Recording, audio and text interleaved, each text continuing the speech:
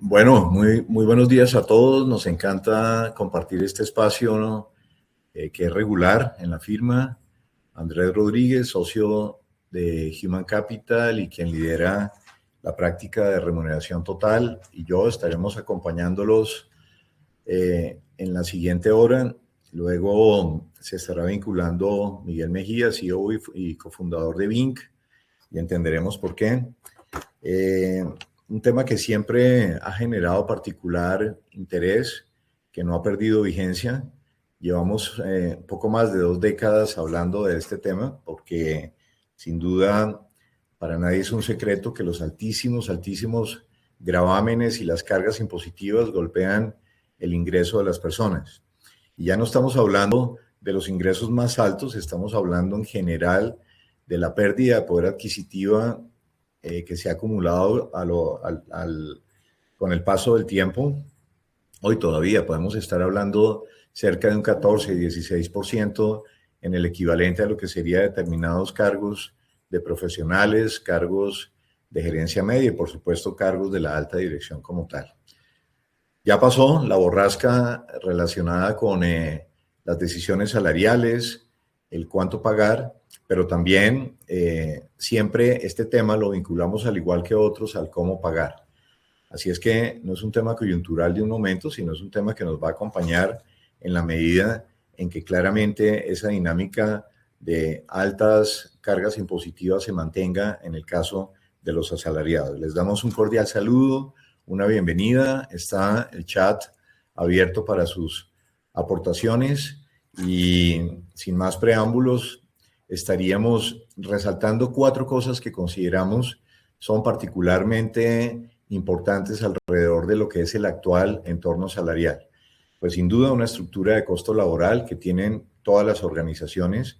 Aquí ya no vamos a hablar en la dinámica propia del impacto que haya podido generar desde que tenemos una nueva ley del trabajo, para ponerlo en esos términos, sino en general la dinámica de altos costos laborales que se da sobre los pagos que hacen las organizaciones de cualquier índole, sean los pagos a través de lo que conocemos como salarios, sean los pagos a través de los incentivos vinculados a la generación de valor y por supuesto de los mismos beneficios extralegales que como facilitadores de vida y como estrategias para atraer y fidelizar talento se dan. Altísimas cargas impositivas para las personas, muy especialmente en el marco de lo que sucedió poco más de hace 3 años con la llegada de la ley 2277 del 22, que cambió las reglas de juego y que particularmente hizo más gravosa la situación para las personas con ingresos superiores a 10 años. Sin duda, un sentido auténtico de las organizaciones por mantener, y la necesidad de hacerlo en algunos casos, su competitividad, que siempre va a estar, digamos, en ese juego de cuánto pagar, pero también de cómo hacerlo. El cómo hacerlo puede ser determinante para que frente al mercado de referencia una organización pueda diferenciarse a través de los diferentes elementos de la compensación y de este nuevo elemento que hoy está vinculado y que en nuestra opinión, cuando se hace un análisis de una política salarial o de una estrategia retributiva, tendríamos obligatoriamente que incluir, y es el de cómo buscar generar dentro del marco de la ley alternativas de optimización.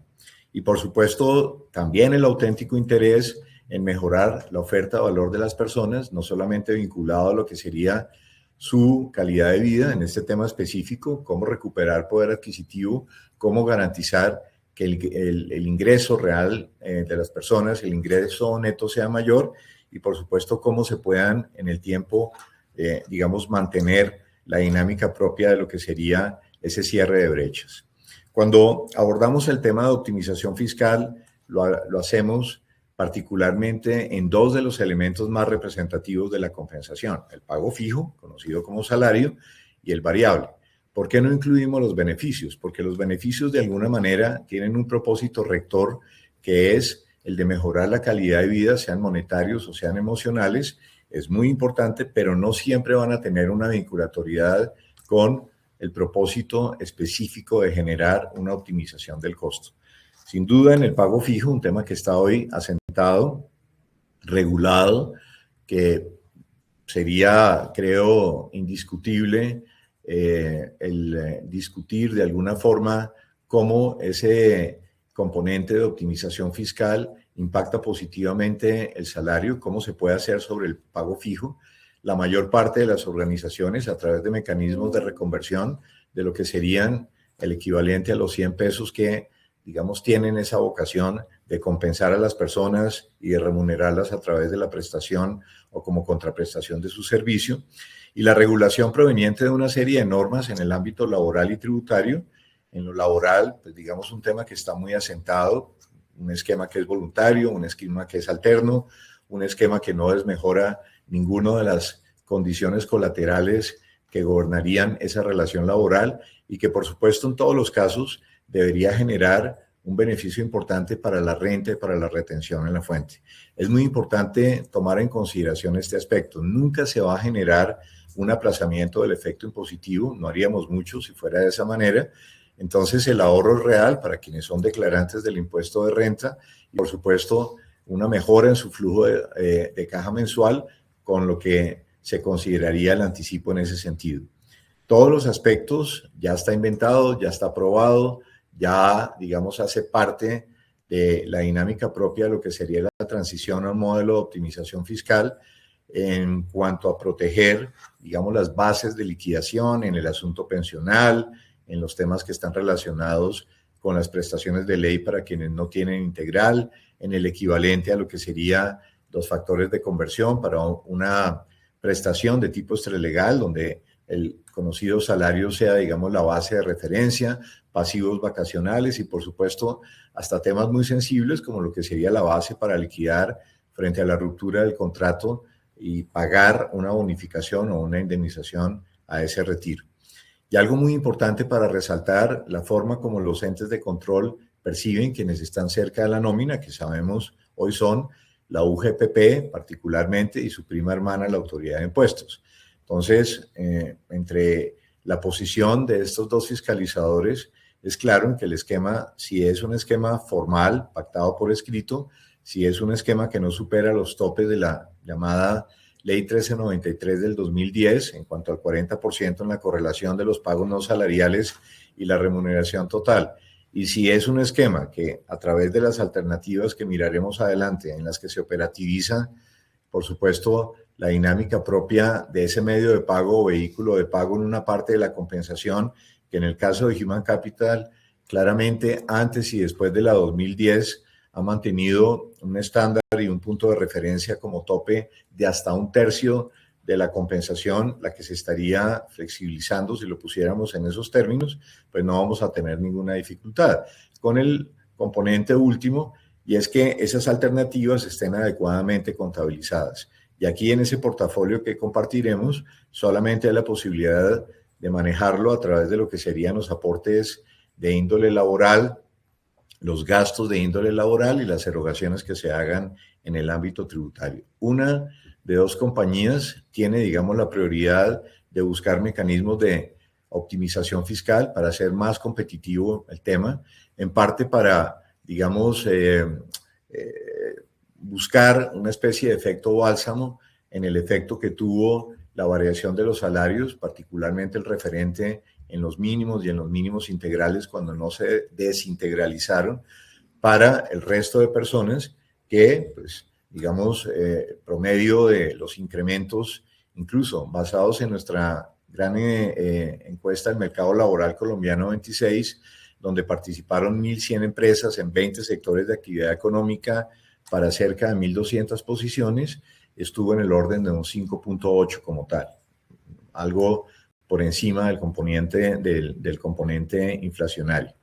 Y 90% es la acogida habitualmente de las personas. ¿Quién no? Si de alguna manera creamos un esquema alterno, la oferta de valor hacia la gente es que su ingreso va a ser mayor, que claramente y de manera explícita queda acordado el que no se van a afectar esas condiciones colaterales y que yo no voy a modificar mi flujo de caja, pues no habría como una razón lógica para que una persona no se mostrara al menos sensible a quedar definida en el esquema.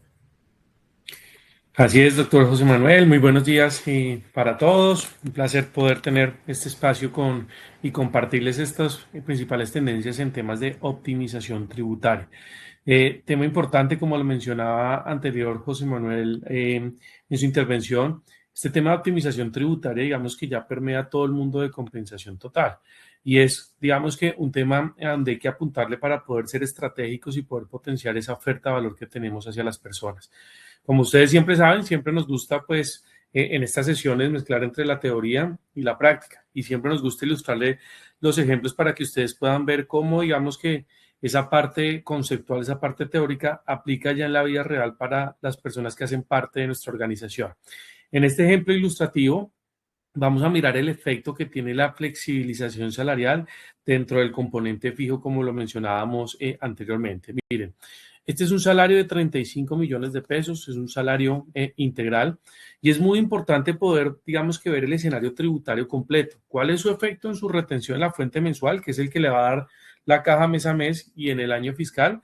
¿Y cuál es el comportamiento ya cuando la persona tiene que hacer el tema de declaración de la renta? Porque recuerden que uno de los puntos importantes que mencionábamos anteriormente era que estos modelos de optimización tributaria tienen que buscar la optimización tanto en retención como en los temas de declaración de la renta para que claramente esas finanzas personales pues, puedan, digamos que potenciarse ya en el ejercicio final financiero de la persona. Entonces, miremos. El azul claro es cómo sería su ejercicio de renta sin flexibilización salarial, sin optimización tributaria. Y en la parte de abajo, cómo sería el comportamiento de su retención en la fuente, teniendo en cuenta los nuevos topes establecidos por la ley 2277 del 2022. Y el azul más oscuro es optimizando hasta un 35% de la compensación de la persona en esas alternativas que más adelante les vamos a compartir, alternativas que van orientadas a temas de consumo, ahorro, movilización, formación, pero que son alternativas que, pues ya sea porque el estatuto tributario tiene un beneficio, digamos que es explícito en que tiene un beneficio tributario, o como lo decía José Manuel, ya sea porque lo manejamos como un gasto operacional, pues van a ser alternativas que por su tratamiento fiscal no van a ser parte del ingreso para la persona ni para retención ni para declaración en la renta. Entonces, miremos este salario de 35 millones de pesos, si usted hace una operación matemática sencilla que es multiplicarlo por 12 meses, que son sus 12 salarios al año, esta persona tendría un ingreso de 420 millones de pesos. ¿Listo? No tiene bono, nada, sino solo salario. ¿Qué dice? ¿Cómo es el ejercicio fiscal en la renta? Entonces, oiga, usted va a poder deducirse los ingresos no constitutivos de renta ni ganancia ocasional. ¿Eso en español qué es? Es la seguridad social que usted pague al final en el ejercicio. Hay otros ingresos no constitutivos, pero digamos que los esenciales es la seguridad social que paga la persona anualmente. Entonces, esta persona pagó en salud 11.766.000, pensiones el mismo valor 11.766.000 y el Fondo de Solidaridad y Fondo de Subsistencia al año pagó 2.946.000. Entonces, de los 420 le descontamos esos aportes a la seguridad social y esta persona queda en un total de ingresos de 393 millones de pesos. ¿Qué va a decir la norma? Oiga, usted aquí va a poder deducirse máximo hasta 1.340 VTs. Aquí fue donde fue, digamos que fue el cambio más importante en la última ley tributaria, en donde antes un asalariado podía deducirse en su declaración de la renta hasta 5.040 VTs, pues lo limitó en 1.340 VTs, que esos 1.340 VTs, digamos que suman las rentas exentas, recordemos el 25 renta exenta, aportes voluntarios y cuentas AFC y los deducibles tributarios que ya todos conocemos, dependientes, intereses de corrección monetaria y la medicina prepagada. Entonces, esos 1.340 para este año son 70 millones de pesos. Por eso es que a veces, digamos, cuando hacemos la ayudamos a hacer la planeación tributaria a las personas, en las personas que, digamos, salarios altos como este, pues hacer un aporte voluntario, una cuenta PC, digamos que ya hasta cierto punto o en ningún punto le sirve. Entonces aquí es muy importante cómo podemos apalancarnos de estos modelos de optimización tributaria para buscar caminos alternos. Entonces, 70 millones de pesos, que es lo máximo que se puede decir esa persona, llega a una base de 323 millones de pesos y ahí nos vamos a la tabla de declaración de la renta y buscamos el porcentaje que tendría que pagar. Esta persona tendría que pagar una tasa marginal del 33%, 77 millones de pesos. ¿Listo? ¿Qué pasa si yo, digamos, flexibilizo ese 35% en las alternativas que vamos a mirar más adelante? Entonces, pues, si el 35% está compuesto por esas alternativas que tienen beneficio tributario, son alternativas que la organización no me va a incluir en el certificado de ingresos y retenciones, por ende son alternativas que no van a ir en mi declaración en la renta. Entonces, solo iría ese 65% que es el componente salarial, que si yo lo multiplico por 12 son los 273 millones de pesos que van ahí. Mismo procedimiento, entonces descontamos todo el tema de seguridad social. Miren algo importante, y era uno de los temas que se tocaba anteriormente, y es que en la pensión, no es que haya un error de digitación, sino la pensión en los modelos de optimización tributaria que implementen en sus organizaciones, tienen que revisar que ningún aspecto colateral de las personas se vaya a afectar ni en el corto, ni en el mediano, ni en el largo plazo.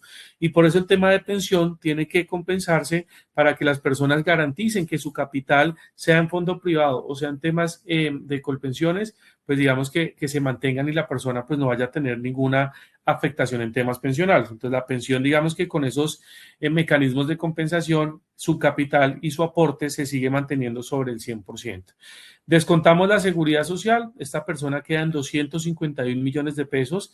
Miren que igual con flexible o sin flexible van a llegar a los topes de las 1.340 UETs, pero miren su base para la declaración, ya no son 323 millones, sino son 181, porque pudimos extraer ese 35% que son alternativas, como lo mencionábamos anteriormente, con beneficio tributario. Y miren esto tan interesante. Cuando vamos a mirar esos 181 donde están en la tabla, pues esta persona pasa de una tarifa marginal del 33 al 28%. Entonces ya por tabla, por tasa marginal, ya se está ahorrando unos puntos ahí. Y más el procedimiento, pues esta persona pasa de pagar una renta de 77 millones de pesos a 32 millones de pesos. Se está obteniendo una optimización desde el punto de vista de renta de 45 millones de pesos, que si no hubiera estado flexibilizado, pues le hubiera tocado pagarlos. Gracias a la flexibilización, son recursos financieros que se quedan en su caja en el mes a mes. El neto que le queda, digamos que en sus finanzas personales. Miremos el mes a mes, que es muy importante porque digamos que la gran afectación del poder adquisitivo de las personas se está viendo en el mes a mes por los temas de la retención en la fuente, que cuando yo pierdo mi tope, pues ¿qué va a pasar? Mi retención en la fuente se dispara porque ya no puedo utilizar ningún deducible ni ninguna renta exenta, y al subirse la retención en la fuente, pues mi flujo de caja mensual, ¿qué va a pasar? Se disminuye. Hay organizaciones que cogen las 1.340 UETs, la dividen en 12, pero a veces esa estrategia, ok, le garantizo el mismo flujo de caja a la persona, pero como está anticipando menos en retención a la fuente, pues la gente va a tener que pagar más en la declaración de la renta. Entonces, a veces tengan mucho cuidado con esas decisiones, porque a veces, pues, por garantizar el flujo de caja futuro, la persona tiene que provisionar más para la renta. Miremos entonces qué pasaría en su retención. Esta persona de 35 millones de pesos, empezando el año, va a pagar una retención de 4.355.000 hasta junio. En junio llega al tope de las 1.340 UETs, a esos 70 millones de pesos entre rentas exentas y deducibles, y ya no puede tomar, digamos, como mecanismos de optimización ninguna de esas alternativas. Entonces, su retención claramente se va a disparar porque el porcentaje va a ser sobre una mayor base, sea método 1, método 2, y miren su retención, la fuente pasa de 4 a 8 millones de pesos. Esta persona de julio a diciembre va a perder en su mes a mes 4 millones de pesos, y ahí es donde claramente la gente levanta la mano y dice, oiga, o me pago mal o ese salario que estoy recibiendo cada vez me alcanza para menos. Pero miren que si utilizamos estos mecanismos de optimización tributaria, primero, la retención iniciando va a ser de 1.965.000. Aquí ya estamos logrando un ahorro, miren, de 4 a 1.965.000. Algo muy interesante, logramos extender ese caucho de las 1.340 UETs a agosto. Entonces, claramente va a llegar al tope, pero ya no se gana 3 meses más. En agosto lo pierde, pero su retención no se sube a 8 millones, sino se sube a 5 millones, a 4.543.000. Entonces, miren cómo estos mecanismos de optimización tributaria ayudan a mejorar el poder adquisitivo de las personas, a mitigar el impacto tributario que está, digamos que, golpeando bastante fuerte a los asalariados, y obviamente, pues, lo más importante es que son mecanismos que van personalizados y que la persona es quien los define según sus finanzas personales y según lo que, digamos, que vaya alineado a sus gastos del día a día, doctor José Manuel.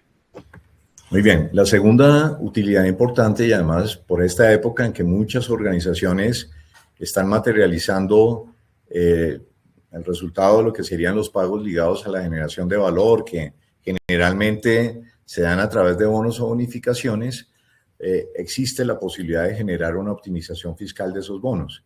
Y aquí la discusión no es si el bono tiene una connotación salarial o no, no porque la hayamos acordado como no salario, sino porque hay parámetros jurisprudenciales que establecen que si los criterios a través de los cuales se entrega o se activa o tienen como llave de entrada este esquema de bonificaciones provienen de indicadores que son corporativos, no de indicadores que tienen un componente individual, pues no son retributivos del servicio y si no lo son, evidentemente no tendrían la connotación salarial.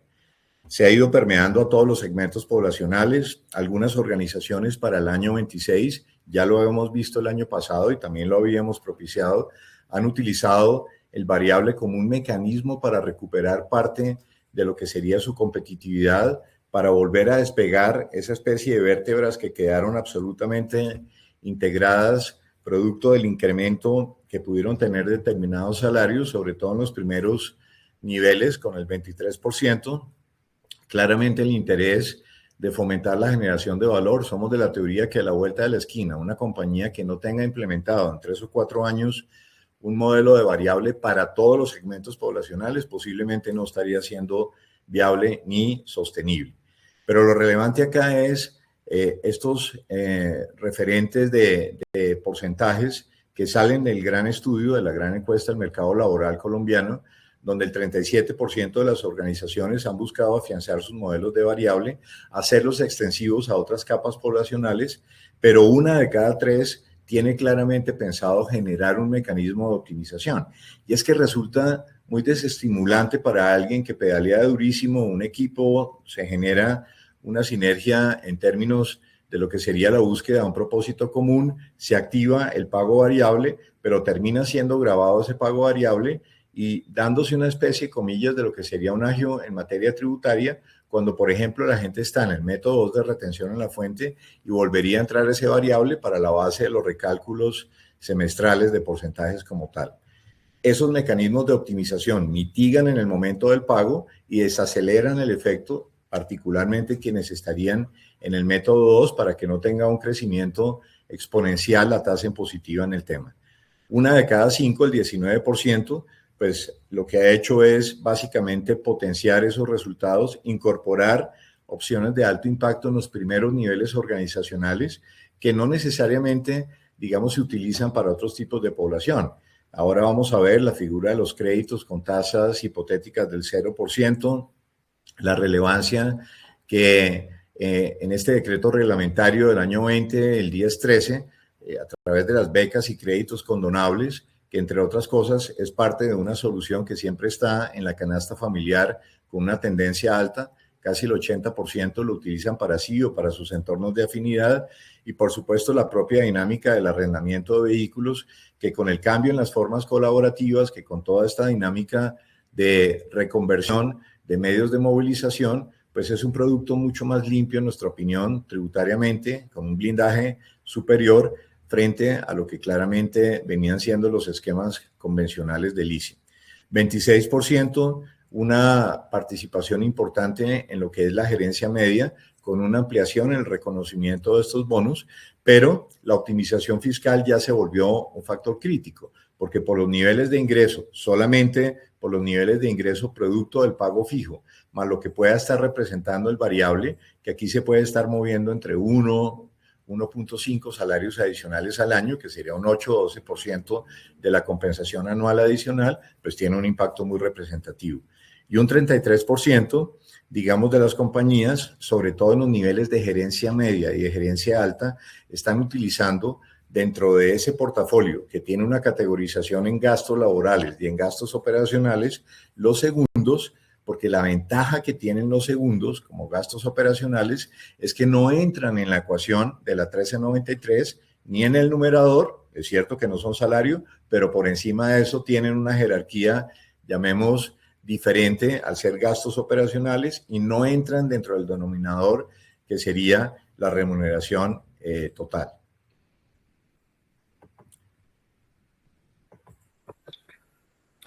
Así es, y volvamos a la práctica para identificar cómo funciona la optimización tributaria en los pagos por generación de valor. Y aquí quisimos hacer algo interesante, un mix que creo que puede ser bastante interesante para que ustedes puedan observar el efecto, y es flexibilización hacia el fijo, optimización tributaria en el fijo, más optimización del bono anual que tienen las personas. Entonces fue el ejemplo anterior más este y poder ver qué efecto tiene. Y quisimos también mostrar otro nivel, porque a veces pensamos que la flexibilización o estos temas de optimización tributaria son solo para los salarios integrales y no. Hoy digamos que estos modelos ya están empezando desde 3 salarios mínimos. Recuerden que con el nuevo incremento los 3 salarios mínimos quedaron alrededor de los 6 millones de pesos y son personas que ya empiezan a generar temas de declaración de la renta. Entonces, digamos que es un punto de partida para poder identificar bien en dónde tiene un efecto importante estos modelos de optimización tributaria. Entonces, aquí tomamos un salario de 10 millones de pesos, claramente un salario no integral, y esta organización a este salario le pagaba un bono anual de naturaleza no salarial por 1.5 veces el salario que ganaba la persona. Entonces, mismo ejercicio, ¿cómo sería su renta recibiendo el salario completico y recibiendo el bono en el mes de marzo o abril? ¿Y cómo sería su renta optimizando el 35% vía la flexibilización salarial y optimizando ese bono en alternativas que lo permitan para recibirlo de manera diferente, pero buscando esa optimización tributaria? Entonces, miren, sí, bajo el esquema tradicional que conocemos todos, pues esos 10 millones de pesos por 12 son 120 millones de pesos al año, pero recuerden que como es un salario no integral, empiezan a sumar las primas, cesantías e intereses, que esto también fue, la cesantía antes era una renta exenta, unos tiempos atrás todas las prestaciones no se incluían, esto ya ha venido cambiando en las últimas reformas tributarias y en el 2016, en la que salió en el 2016, la cesantía se volvió, digamos que ingreso y puede uno disminuirlas como renta exenta, pero si ya tiene el tope, va 100% al ingreso de la persona. Entonces, eso nos da que entre salario y prestaciones sociales son 141 millones de pesos que tendría la persona como ingreso. Adicionalmente, la empresa le paga en marzo o abril un bono de 1.5 salarios, es decir, 15 millones de pesos, porque logró los indicadores corporativos, los indicadores de área y digamos que tuvo acceso al pago del bono. ¿Qué hace? Vuelve y juega la seguridad social anual, entonces salud, pensión, fondo será pensional de subsistencia. Esa persona queda en 145 millones de pesos descontando la seguridad social.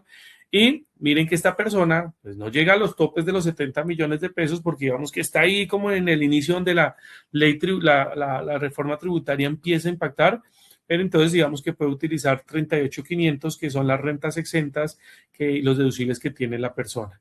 Ahí nos deja una base de declaración de 106 millones de pesos, nos vamos a la tabla y esta persona pues con el bono y el salario queda en una tarifa del 28%, 11 millones de pesos que tiene que pagarle al fisco en su ejercicio fiscal anual. Ahora bien, vamos al modelo de optimización tributaria. Entonces, como les decía anteriormente, esta persona optimizó su 35% en alternativas que el estatuto tributario o al manejarlos como gasto operacional no suman dentro del ingreso tributario. Entonces, solo iría el 65% más el componente prestacional, eso nos da 99.200.000. Miren que el bono, esta organización le dijo a la persona, oiga, vamos a generar mecanismos de optimización tributaria para que usted el bono no lo reciba de la manera convencional, para que le impacte sus recálculos, si es método, se le imparte sus recálculos de retención de la fuente y se lo incremente exponencialmente. Vamos a generar la optimización tributaria para que ese bono no le impacte su declaración en la renta y usted pueda blindar o el 100% o hacer un híbrido, también no podría hacerlo, y pueda, digamos, que recibir mucho más ese pago por generación de valor, porque a veces genera frustración, ¿no? Entonces, oiga, hay unas metas, unos indicadores, di la milla extra, remé para lograr los resultados del negocio, pero cuando me gano ese bono por generación de valor, pero cuando lo veo consignado en mi cuenta de nómina en la retención y cuando voy a declarar, pues digo, pues en realidad ese esfuerzo ¿habrá valido la pena o no? Ahí es donde se empiezan a preguntar las personas en el ejercicio. Bueno, pues aquí esta persona en su ejercicio fiscal tomó alternativas, alimentación, bueno, ya ahorita vamos a mirar todas las alternativas para poder, digamos que buscar esa optimización tributaria y al encontrar ese camino, pues esos 15 millones de pesos que entraban en mi renta si no hacía nada, pues aquí se optimizan y no entrarían en mi declaración en la renta. Miremos qué pasa en el ejercicio final. Entonces, pagamos la seguridad social anual. Recuerden que la pensión en los modelos de optimización tributaria es importante generar mecanismos para no generar ninguna afectación en este tema. Miren, otro tema importante, esta persona con la flexibilización salarial con los 10 millones de pesos paga el Fondo de Seguridad Pensional porque está por encima del tope y le descuentan el 1% de su salario. Aquí, al flexibilizarse, el 65 queda por debajo y miren que esta persona elimina el Fondo de Seguridad Pensional, esos cajan el mes a mes que va a tener la persona. Entonces, descontado todo, quedan 92.960.000. Sus rentas exentas fueron 34.320 y miren su base. Aunque mis rentas exentas fueron más pequeñas, miren mi base igual como pude quitar el 35%, quité los 15 millones de la renta, pues tengo una base de declaración de 58.640.000 y pasó algo parecido al ejercicio de 35 millones de pesos y recibiendo bono, ¿no? Recuerden que el de 35 no estaba recibiendo bono, pero con flexible y recibiendo bono, logramos disminuirle su tarifa marginal del 28 al 19%. Es decir, pasa de una renta de 11.077.000 a 294.000 pesos que tiene que pagar de renta, mezclando los dos temas. Optimización fiscal en el fijo y optimización fiscal en el bono anual, que eso, pues, en temas monetarios, son 10 millones de pesos, que es un 8.33, un salario de más de la persona que estaba ahorrando. Es decir, que podríamos decir que ese bono de 15 y el salario del 100, estamos librando esos 10 millones de pesos en el ejercicio tributario de la persona, doctor José Manuel. Muy bien, vamos a hablar un poco de la dinámica del portafolio y lo que les estamos mostrando acá es lo que, en opinión nuestra, se puede manejar. Y se puede manejar porque tiene una regulación específica, porque algunas de estas soluciones están incorporadas al estatuto tributario, decretos reglamentarios y algunas seguramente a la doctrina de la autoridad de impuestos, la DIAN. Lo que tratamos de mostrar acá es una sensibilización con base en las tendencias reales de mercado. Hemos hecho este ejercicio cerca de 2.900 y pico de veces y por supuesto no todas las alternativas del portafolio funcionarían para todas las poblaciones. Entonces hemos hecho una segmentación, ingresos hasta 6 millones. Siempre partimos de la base que una persona sería elegible sobre 3 salarios mínimos hacia arriba básicos, que da 5.2 millones en números redondos. Luego cogemos un portafolio que va hasta los 10 millones de pesos. Hacemos el corte en los 10 millones de pesos porque 10 y 1 peso significaría ya estar impactada o afectada por el tope de las 1.340 VTs y por supuesto lo que podrían ser los ingresos superiores a 25, sean integrales o no. En este portafolio está la dinámica de los auxilios monetarios, pagos directos que se hacen al empleado, que como todo lo anterior, excepto los gastos operacionales que por su propia naturaleza no tendrían que estar acordados o pactados de forma taxativa como no salariales, pues aquí sí, pero son ingreso tributario, pero estamos proponiendo entregarlas a personas que no tienen ningún efecto impositivo. Tienen la ventaja que van a través de la nómina, que van directamente a su bolsillo y que como cualquier cosa que se multiplique por cero, pues sigue dando cero. Si eso no ha cambiado, evidentemente estaríamos pensando que no se van a afectar en esa condición.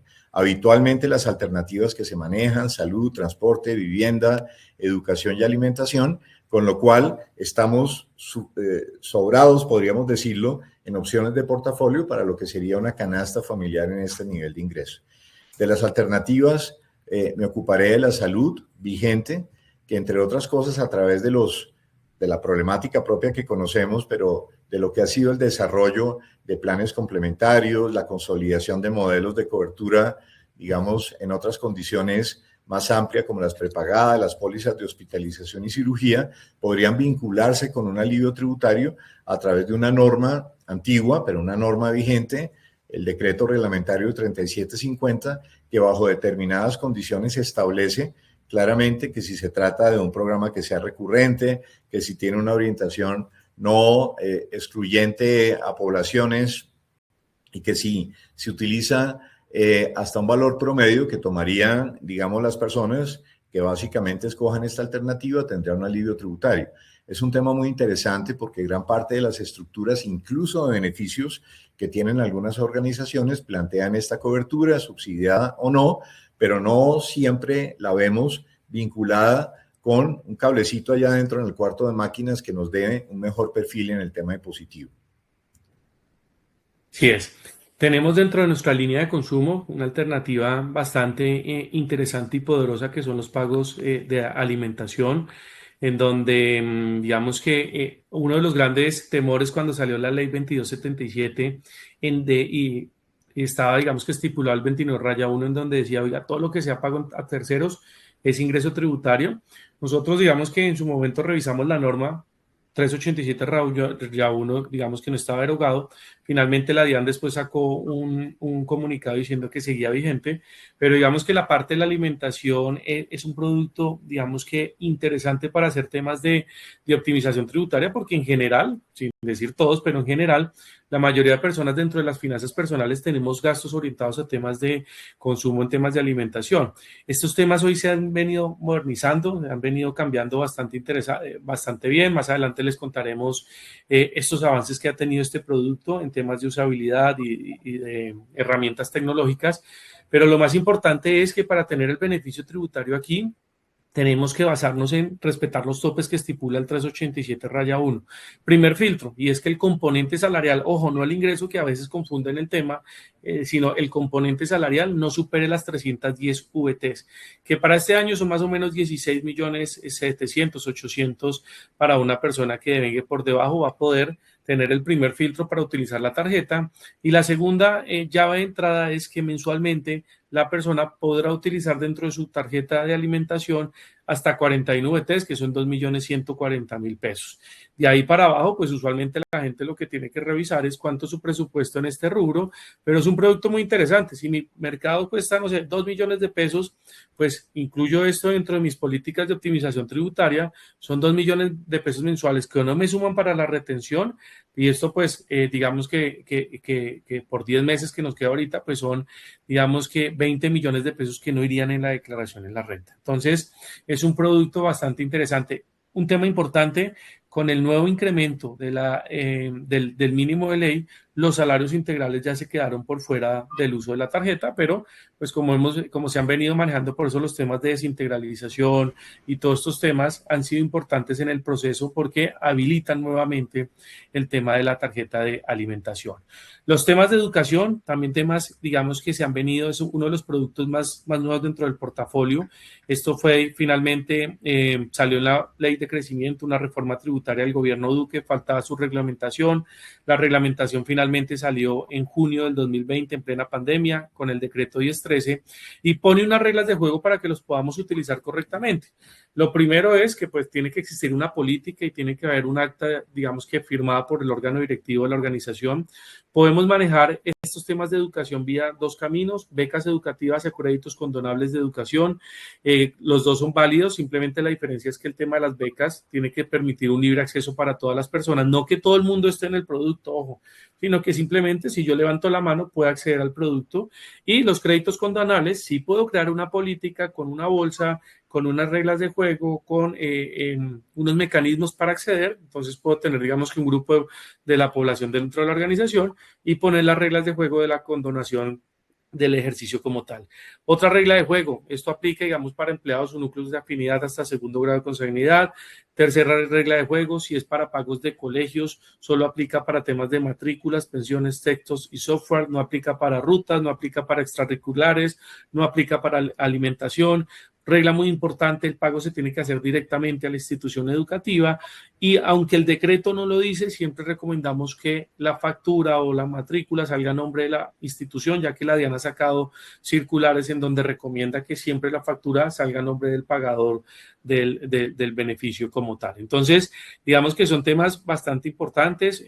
Vuelve y juega, si mi matrícula son 3 millones de pesos, 3 millones de pesos que no me suma la retención, al año son 30 millones de pesos que ya estamos logrando, digamos que optimizar, doctor José Manuel, en el ejercicio tributario fiscal.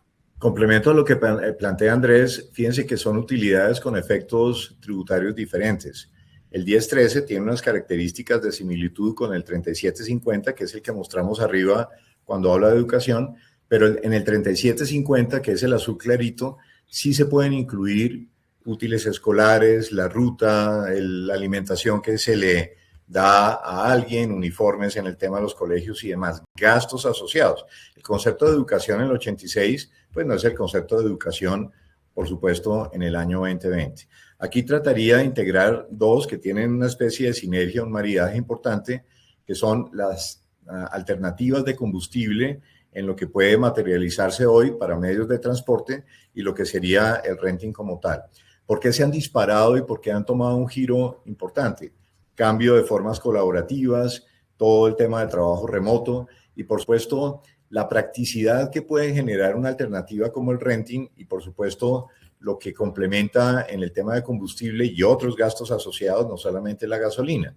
El renting para nosotros es un producto fiscalmente totalmente blindado, un arrendamiento puro y simple, es algo que no compromete los estados financieros de la compañía, no hay que hacer los procesos de activación y depreciación por las compañías que ustedes representan, lo hace el dueño del activo, la posibilidad de empaquetar en el canon SOAT, matrículas, seguros, impuestos, incluso mantenimiento, si es el caso, gasto deducible, no es un ingreso tributario ese valor del canon, e incluso administrativamente tiene la gran ventaja de que si una persona rota dentro de la organización, tenemos la posibilidad de devolver el vehículo y no lo que sucedía un poco en la dinámica de leasing, excepto que hubiera un acuerdo comercial entre la empresa y la empresa de leasing y la empresa que era el tomador del contrato, que por supuesto suponía tener que endosarle eso a otra persona o terminar, digamos, pagando una serie de penalidades.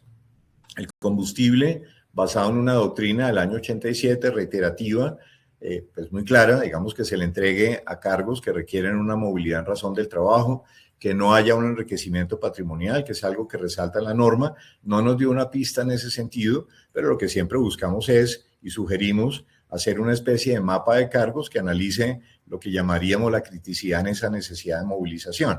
Y por supuesto, tener la evidencia objetiva de, digamos, la responsabilidad que tiene el cargo. Algo importante es que la autoridad de impuestos, en procesos que sin duda en sus organizaciones y los que particularmente hemos tenido la posibilidad de opinar o de acompañar, pues digamos hoy el concepto de medio de movilización o medio de transporte se ha hecho no expresamente a través de una nueva doctrina, pero se acepta que en determinadas posiciones, en cargos que sugieren, digamos, un nivel de representación, de disponibilidad, incluso en cargos que pueden estar asociados a un tema de seguridad, pues no solo sea el concepto de movilización, sino también de seguridad y, por supuesto, del tema. Desarrollos importantes que ya se han dado a nivel comercial en la evolución del tema, como poder desmitificar el que un carro de determinadas características que podría tener un blindaje y ofrecer unas condiciones de seguridad pueda ser un carro de índole familiar, que además sea amigable con el medio ambiente, porque es híbrido, que no tenga para el caso, por ejemplo, de una ciudad como Bogotá, pico y placa, donde termina subsidiando, si lo podemos decir de esa manera, en una parte del canon, pues el mismo Estado como tal.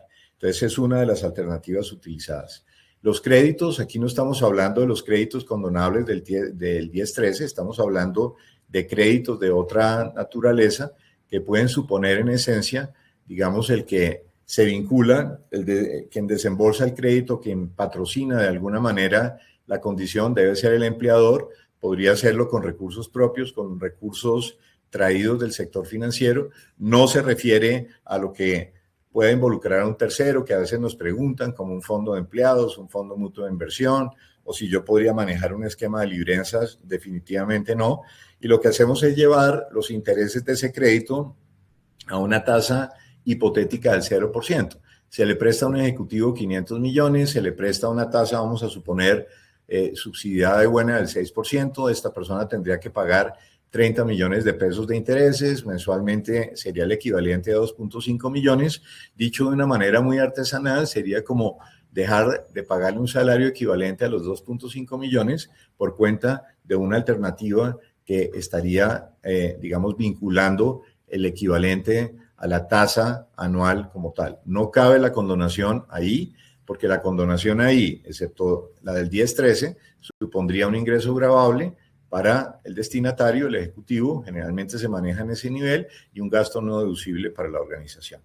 Hay acá un par de cosas, Andrés, tenemos que ajustarnos exactamente a 7 minutos. El auxilio de alimentación, Luz Carreño, la luz, ¿se puede pagar directamente al trabajador? Sí, sí, y si es un auxilio se puede hacer. Ahora, es un ingreso tributario si lo manejamos como auxilio, que es muy diferente a los pagos de alimentación que se hacen digamos, a través de una tarjeta como Bink, que ya nos van a contar un poco de esa dinámica, pero normalmente se entregaría a personas que no tienen una tasa impositiva, que en la gratificación que hemos hecho serían ingresos, digamos, no superiores a 6 millones de pesos.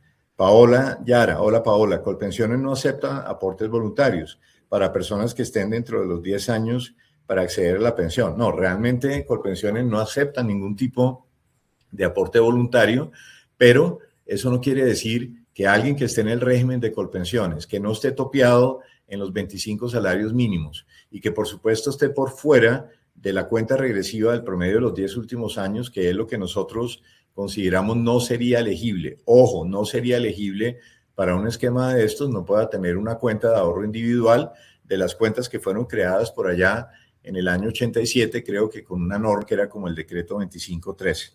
Si un trabajador tiene un salario actual de 8 millones de pesos y se genera la figura de pago variable ante la revisión de la UGPP, ¿no se vería como una disminución salarial? Pues realmente no, Paola. Yo creo que las decisiones que se toman en materia salarial, basadas en un principio de consensualidad rector en el derecho laboral, no son, digamos, de la competencia de los entes fiscalizadores. Otra cosa es los efectos que pueda tener eso. Si yo tengo un acuerdo donde eso esté establecido como salario o no. ¿Por qué? Porque la UGPP lo que va a supervisar es si esto tiene una conectividad o no con la base de liquidación de aportes. Otra cosa es que en el juego de la ecuación total esto no esté superando el 40% que establece la 1393. Y otra cosa es que tenga adecuadamente contabilizado el tema. Si lo voy a pagar como bono, pues digamos no conectaría con el tema del que estamos hablando. Si vamos a materializar a través de caminos o vehículos diferentes como los que estamos planteando, pues sería si esto corresponde por su naturaleza fiscal y contable a un gasto laboral o a un gasto operacional. Algo finalmente por acá. Listo.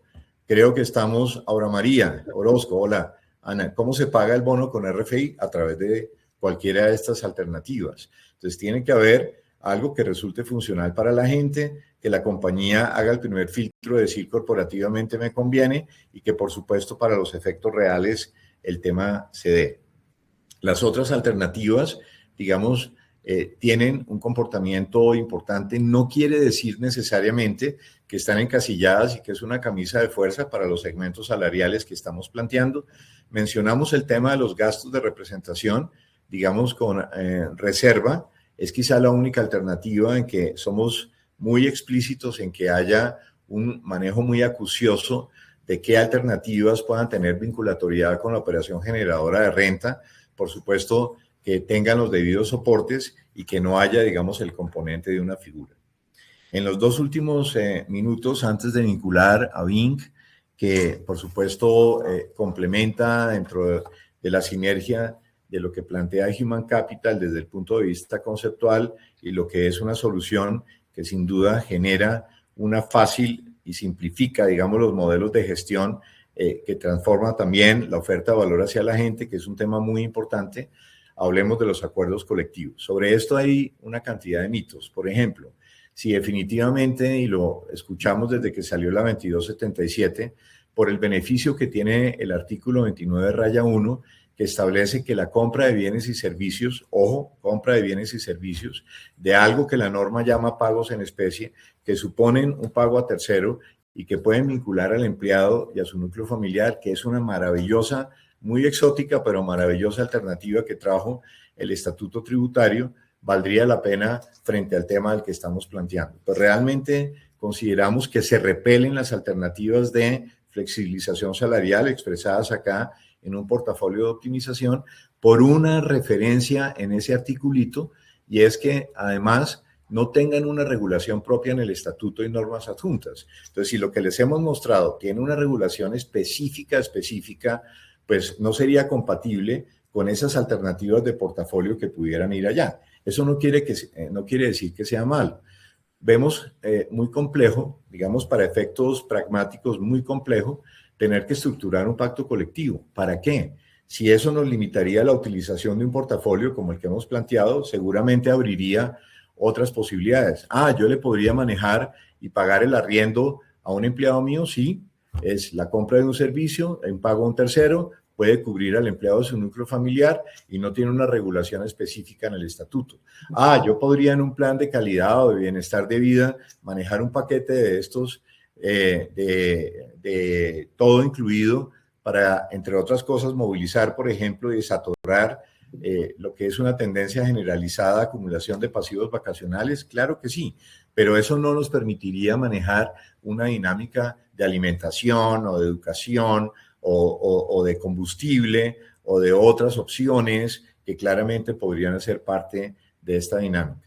Con un tema, y nos gustaría que se quedaran con esto, si mañana o pasado, por alguna razón, la organización considerara que quiere desmontar el pacto colectivo, pues evidentemente, bajo la teoría de los derechos adquiridos en la regulación y en la, llamemos doctrina, pero sobre todo en la jurisprudencia laboral, pues las personas tendrían que quedarse per secula seculorum con esos beneficios. La pregunta del millón sería si a una organización que le interesaría mañana o pasado por factores incluso externos desmontar un pacto colectivo, claramente, digamos, sería apropiado el tema. Lo que sí hemos hecho, y vamos creo que en el número 60 o 61, es, comillas, de alguna manera complementar, hermosear un acuerdo colectivo, convención y pacto, meternos en las entrañas, traer a valor presente, modernizar esa convención para que tenga una mayor conectividad con la caracterización demográfica de las personas y, por supuesto, incorporar el componente tributario, porque es que las personas que están en el acuerdo colectivo en sus organizaciones ya empiezan desde hace rato, pero hoy empiezan a tener, digamos, una situación más compleja, y es que una prima extralegal o una sumatoria de auxilios, pues suma a la base de tributo. Entonces, no al pacto colectivo desde el comienzo, sí a los modelos de optimización fiscal y sí a lo que pudiera significar potenciar y hermosear los pactos colectivos.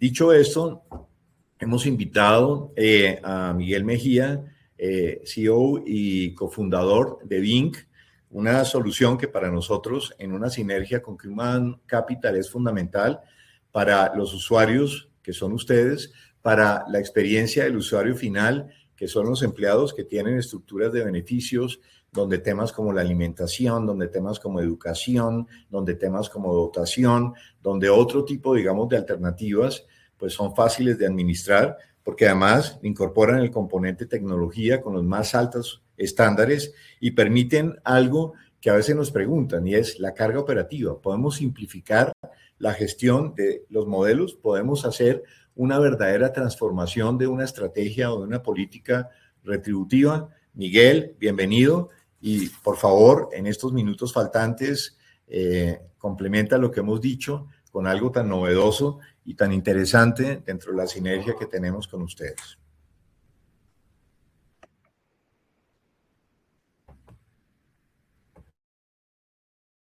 ¿Aún usas varias tarjetas o vales para tus beneficios que solo aceptan en algunos comercios? Tus beneficios deberían adaptarse a ti, no al revés. Conoce Vinc, una sola tarjeta Visa y una app sencilla, con 8 bolsillos digitales para comida, transporte, bienestar y lo que necesites. Todo en un solo lugar, saldo en tiempo real y una tarjeta que está lista para Apple Wallet o Google Pay. Y sí, funciona en cualquier lugar donde acepten Visa. Compras tu almuerzo, se descuenta de comida. Pides un Uber, de transporte. Haces un curso online, de educación. La inteligencia de Vinc elige automáticamente el bolsillo correcto. ¿Quieres compartir con tu familia? Con Vinc puedes darles una tarjeta amparada. Rápido, seguro e instantáneo. ¿Eres de recursos humanos? Solo sube la nómina y listo. En minutos, todos tus empleados reciben sus beneficios en el celular. Automatización, cumplimiento, reportes listos para auditoría, sin hojas de cálculo. Una tarjeta y una app. Todo resuelto. Vinc. Vincart.com. Bueno, antes que nada, bienvenidos a la nueva era de los beneficios empresariales con Vinc. Quiero agradecer a José Manuel, Andrés, por todo este espacio tan interesante donde tocamos muchos temas, yo creo que claves, temas de flexibilización, cómo poder aplicar estos modelos, lo importante que son en esta coyuntura actual donde todo el mundo está pensando en modelos de poder realmente ahorrar desde un punto de vista empresarial, incluso también desde el empleado, en los ejemplos que hacía Andrés muy prácticos, también desde cara al empleado, cómo poder pues, bajar esa retención en la fuente y cómo poder pues, generar todos estos ahorros. Un gusto conocerlo. Mi nombre es Miguel Mejía, CEO y fundador de Bing. Y yo quiero arrancar esto un poco con la primera conversación que tuvimos con José Manuel, donde él arrancamos a hablar y me ha contado un poquito de toda su experiencia, más de 25 años trabajando en todos estos modelos y de hecho siendo un pionero en la construcción de este modelo a nivel país. Cuando vio lo que era Bing y vio un poco lo que era el producto y lo que creo que acaban de ver en el video, que es un producto donde nuestros principales valores son la digitalización, la flexibilidad hacia el empleado y la practicidad, le decía, o sea, llevo muchos años buscando un producto como estos y creo que lo he encontrado. Y creo que es parte de lo que vengo a hablarles un poquito el día de hoy, y es cómo todos estos modelos de los que estaba hablando José Manuel, Andrés, cómo poder habilitar estos diferentes esquemas de remuneración por cada rango de salario, temas como alimentación, temas como el bono de gasolina, movilidad, herramientas de transporte, educación, podemos todo centralizarlo y habilitarlo a través de una única plataforma, que además de esto, pues tiene una cantidad de ventajas que vamos a entrar en esto. Yo creo que en resumen de lo que mencionó, de todo lo que venimos conversando, yo creo que los números hablan por sí solos y es realmente un empresario, una gerente de recursos humanos, un CFO, que en este momento no tenga implementado un modelo de compensación inteligente como lo que acaba de hablar, lo que venimos conversando, creo que está dejando de cierta manera un beneficio sobre la mesa, tanto a la empresa como tal, como al empleado. Entonces, un poco la pregunta que nos hacían y cuando arrancamos Big, la pregunta que nos hacíamos era, oye, esto a nivel de números casi que se vende solo. Es muy interesante, los ahorros creo que son poco debatibles, creo que son muy explícitos, tanto para la empresa como para el empleado. Entonces, la pregunta que nos hacíamos era, oye, ¿por qué esto no lo tiene el 100% de los empleados que aplican en estos segmentos y a las empresas que les aplica por los diferentes segmentos de salario y todo lo que venía explicando José Manuel y Andrés? Y a la conclusión a la que llegamos fue, realmente vemos dos temas muy importantes, pero el primero era una carencia de tecnología y de producto que realmente estuviera resolviendo y que estuviera adaptada y modernizada a las necesidades de los usuarios actualmente. ¿Okay? Y la segunda, puntualmente, es toda la parte del conocimiento y todo ese blindaje a nivel laboral, tributario, que nos preocupa a muchos, con palabras como nombres como UGPP, pues yo creo que a todos nos preocupa. Y creo que ahí es donde encontramos esa sinergia perfecta entre una empresa como Human Capital y nosotros en Bing, donde ellos traen obviamente valores a la mesa, como lo es un tema de experiencia, un tema de autoridad en todo esto, y un tema también de sabiduría, profundidad, de cómo implementar estos modelos de una manera blindada y una manera segura para las empresas. Y por otro lado estamos nosotros, le brindamos un tema de flexibilidad, agilidad y practicidad para llevar estos modelos hacia adelante, lograr obviamente llevarlos hacia las empresas y poder realmente materializar todo esto. ¿Cuáles son un poquito, y voy a ir rápido por esto, pero cuáles son las tendencias hoy en día en el mundo de los beneficios? Yo creo que los empleados lo que están buscando es un tema de agilidad, un tema de flexibilidad, y un tema de que todo sea instantáneo, de tener experiencias como muy impecables. Creo que yo lo mencionaba, Rappi nos ha mal acostumbrado en que todo lo queremos en 10 minutos con Rappi Turbo, ¿no?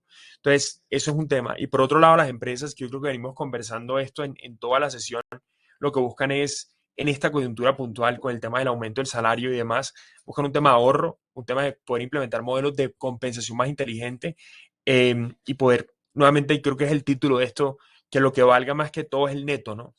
El ingreso, no el bruto. Entonces, a partir de todo esto, lo que veíamos nosotros era, y un poco donde vimos la oportunidad y cómo arrancamos, veíamos que los beneficios tradicionales realmente no conectaban con las empresas y realmente no facilitaban esto desde un punto de vista de la empresa y del empleado.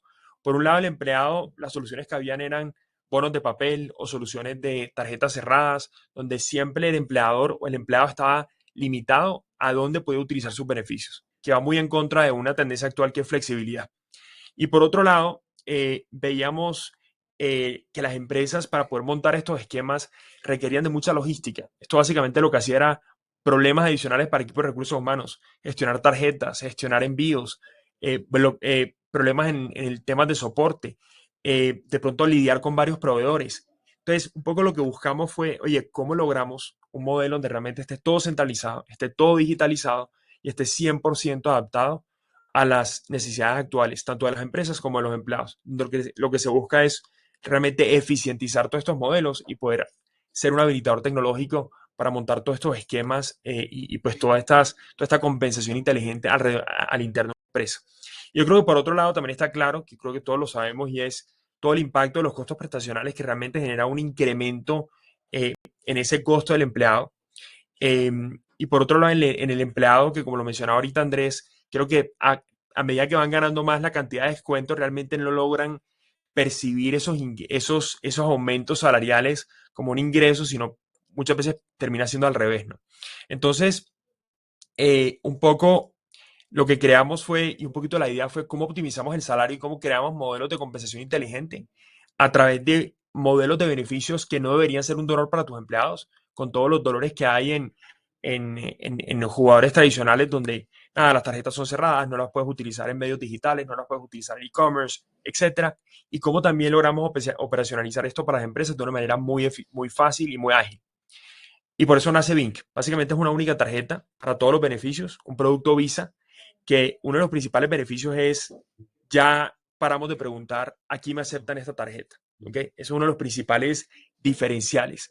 Es una tarjeta virtual, como también tenemos una opción física, donde puedes agregar a tu celular, sea Google Pay o Apple Wallet, y puedes pagar como si fuera cualquier tarjeta de un nuevo banco del país. Creo que no tenemos nada que envidiarle a nivel de la aplicación, a nivel del producto de medio de pagos.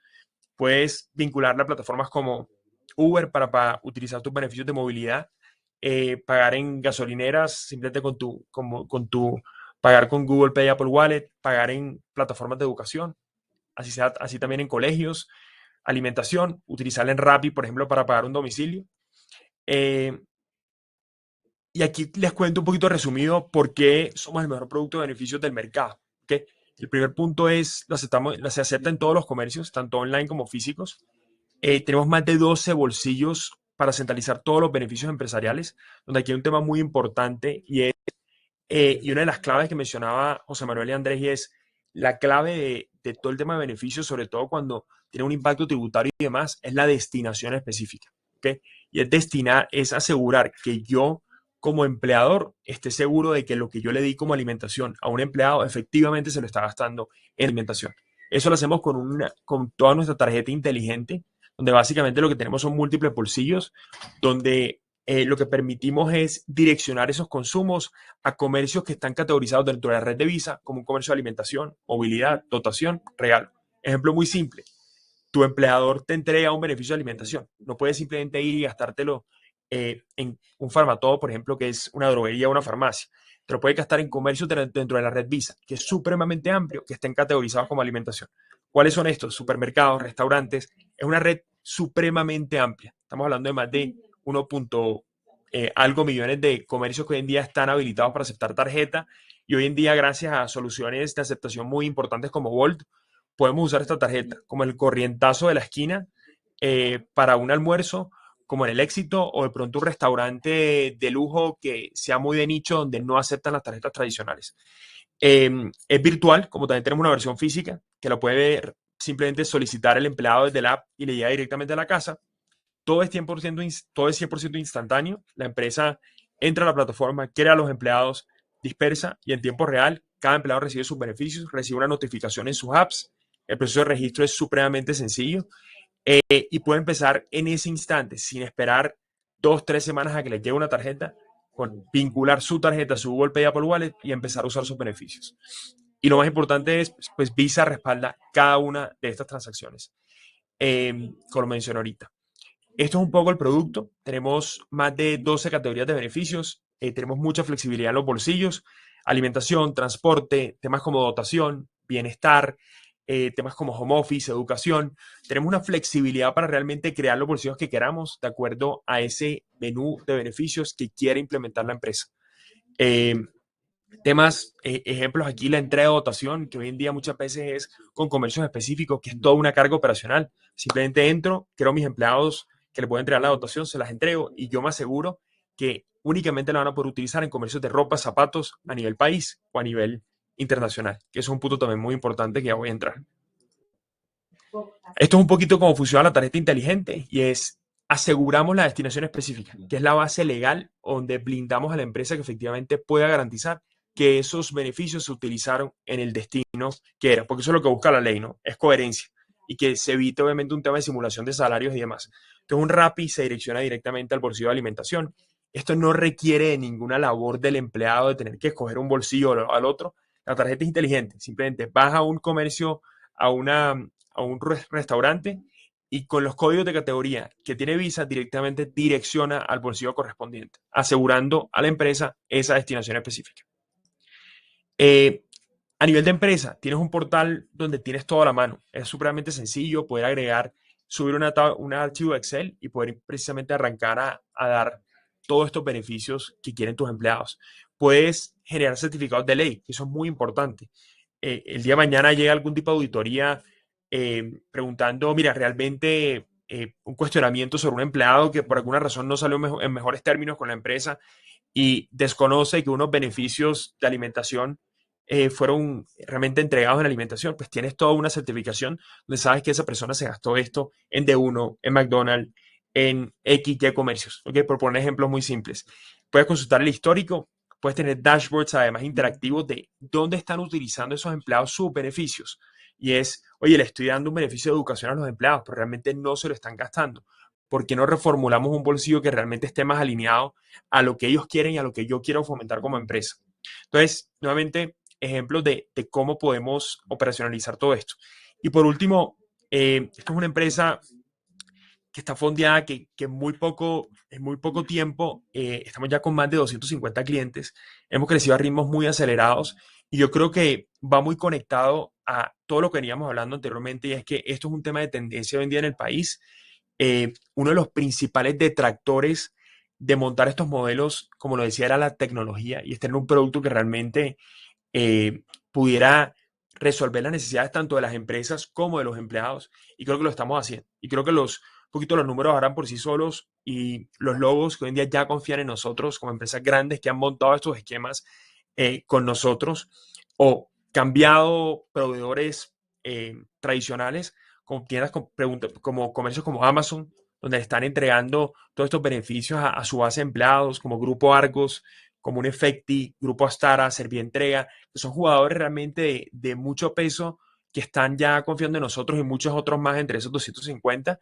Entonces, nada, quería un poco, yo creo que resumir creo que lo que hemos creado aquí a nivel de Human Capital y Bink es una sinergia perfecta, donde la idea es apoyarlos a ustedes y a empresas como ustedes a implementar estos modelos de la manera más eficiente posible y con toda la blindaje, diría yo, laboral, tributario, consultivo de parte de Human Capital y el mejor producto de mercado en términos de beneficios, donde ustedes puedan ofrecer esto y los empleados realmente perciban esto como una ganancia y algo pues, muy, muy positivo para ellos. Entonces, nada, aquí resumo con esto.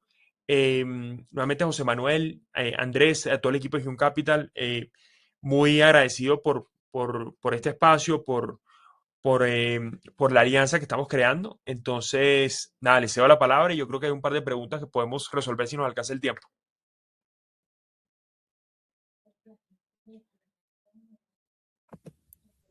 Estás en silencio, Arturo.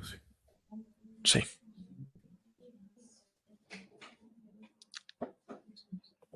Sigues en silencio. Dos palabras que resumirían el tema, ciencia y tecnología, y creo que hoy una preocupación grande de las organizaciones, cómo de alguna manera mejorar la oferta de valor hacia la gente, cómo mejorar la experiencia del empleado, y la experiencia no solo se da con un tema conceptual, sino también, evidentemente, algo que haga práctico, amigable, ágil y, por supuesto, funcional todo lo que pueda hacer eso que tú llamas compensación inteligente, que nos encanta. Que, entre otras cosas, no se centra solamente en el tema que hemos abordado hoy. Vamos a tener un espacio especial con ustedes para mirar la dinámica de todo lo que ha sucedido en el mundo con beneficios. Estarán cordialmente invitados. Y, por supuesto, una respuesta clarísima, contundente, para quienes usualmente son los administradores de estos procesos, en la medida en que realmente estamos simplificando eso que se llamaría referente o carga operativa. Agradecer a todos ustedes su participación. Algunas de las preguntas que pudieron quedar en el chat las estaremos respondiendo. Y bueno, nos vemos pronto. Y aún hay salida, que es el mensaje que quisiéramos claramente dejarles. Muchas gracias.